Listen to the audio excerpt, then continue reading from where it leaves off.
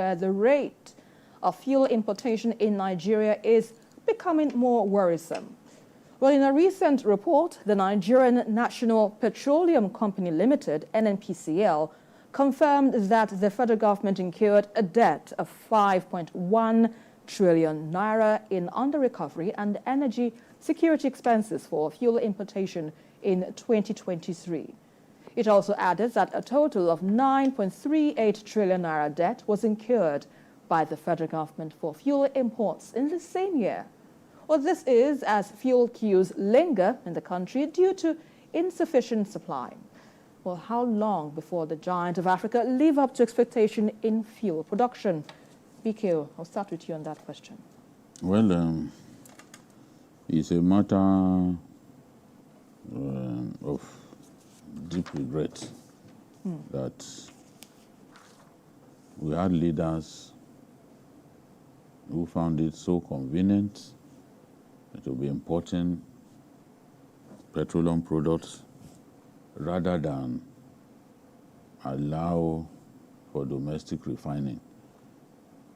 And no one is saying that, domestic refining must be done by the Nigerian government-owned refineries. If you created an ideal situation for big corporate concerns to come here and build refineries, in 2-3 years, they can finish a refinery. Angola just built a new refinery through the PPP model. These are serious countries.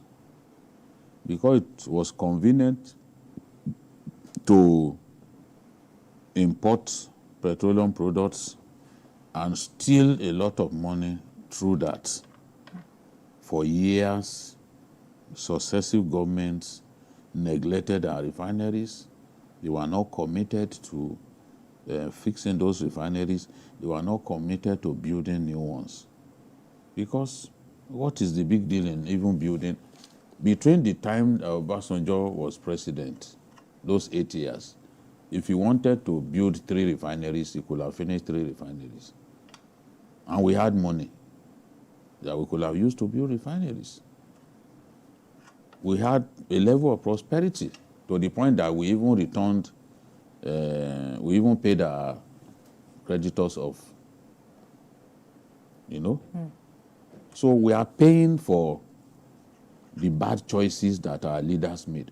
And when they wanted to sell the refineries, because Nigerians get emotional about everything, they opposed the refinery, the sale of the refineries, and Yaradua came and reversed it. If private sector was running our refineries, there is no way that it's not possible that those refineries will be at the state it is right now. And I had suggested, even in 2015, during one of the earliest shows of Journalist Hangout, that we can do what Brazil did with Petrol. Sell shares of the public petrol company to the public. They did that. They did that. And it was even oversubscribed. It set a record. It was oversubscribed. People, no one is saying Petrobras, there is no corruption in Petrobras anymore. But when you get the private sector involved, there's no way that the level of corruption that we see, the level of inefficiency that ensures that today you are not even sure of the availability of products, not to talk of domestic refining. I'm sure that would not happen. Because people are in business. Look at the way the LNG, for example. Look at the LNG. Every year they make money, which Nigeria takes a chunk of the money made, shared among the federating units. That's an example of a company jointly owned by the public and the private sector. And it's delivering revenue returns. Good returns. You can't manage it yourself. You put some people in charge. They manage it, and you people will come up with a kind of profit-sharing model that makes everybody happy. So why is it difficult for us? 4 refineries, none is working. Over how many years now? I'm talking about refineries that have not worked. Well, let's not forget that the NNPC GM promised that by August it could start work this month. So we've not ended August. Okay. So let's be hopeful, right? Right. Let's be hopeful. You know? Absolutely. Politicians are very optimistic people. A politician who knows he will lose an election, he will still tell you that he will win, and his people will be calling him by the name of the position that he wants to enter. Excellency. Excellency, sir. Honorable, sir. They know he will not win, no. And he will be answering to them. And it will be happy, he will be raising his shoulder. Well, in this case, let's be positive, right? I want to be positive, but you know, we are just waiting. Well, let's just wait. We're still counting down. I'm more than embarrassed at how many times we've had to make this promise. The people making the promise, it's about time they buttoned up their mouths. Have you? Don't you think so? Because what is the point? You tell me that, okay, you know, don't be worried, don't be bothered, this thing by August 1. And then I wait, August 1 passes. Another month follows it. Another month follows it, and nothing happens. Isn't it about time that you shut your mouth? Okay, let me get your thoughts on this, Tunde. What do you think can be done? You know, BKO has its own position on this matter with regards to the treatment of petroleum subsidy, well, not subsidy actually, but the refineries and all of that. But what do you think needs to be done to get away from where we are right now? Well, I think, let me take you back to, Jide said something about Petrobras. About during the time of Jonathan, or towards the end of President Obasanjo's tenure, about 9 companies were given license to operate refineries in Nigeria, to build refineries. But do you know the clause in that license?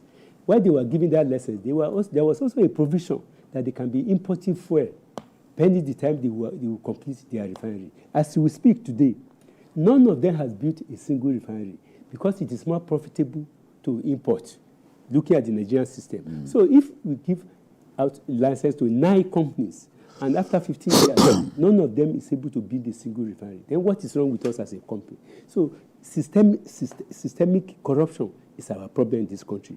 And the problem, the earlier the better we privatize everything in Nigeria. The only thing that is not privatized, as I'm speaking to you now, is the air that we breathe. Because when you build a house, you have your own road, you have power. When you have poles in your community, the day the electric Keja Disco or Bado Disco put power on it, it becomes their property. And when your transformer gets damaged, they will ask you to go and buy a transformer, and they will charge you money. So I think there is something systemically wrong with Nigeria as a country. Why is it that we cannot divulge ourselves from unnecessary state control? So those 9 companies that were given license in 2015, what is happening to them now? It is more profitable for them. So if those 9 companies are built refineries, even if it is mini refineries, we won't be in this deep shit we are in today. And like Jide said, your language. The honor of promise is to fulfill your promise. If you know you cannot fulfill your promise, keep your mouth in a permanent state of shut up. Our leaders... Apologies to Zebudaya. Okay. So our leaders or our technocrats also who are managing our affairs, they should stop promising. They have promised about Port Harcourt Refinery 3 times. From June, it has shifted to July. From July, now August. Or from April, rather. Let me take you back. April, yeah. Now, so they have promised 4 times. At least it is not rocket science. You know the capacity of the experts you have hired. Let me tell you something. I've been hearing of TAM since probably when I was in secondary school. We keep on turning around.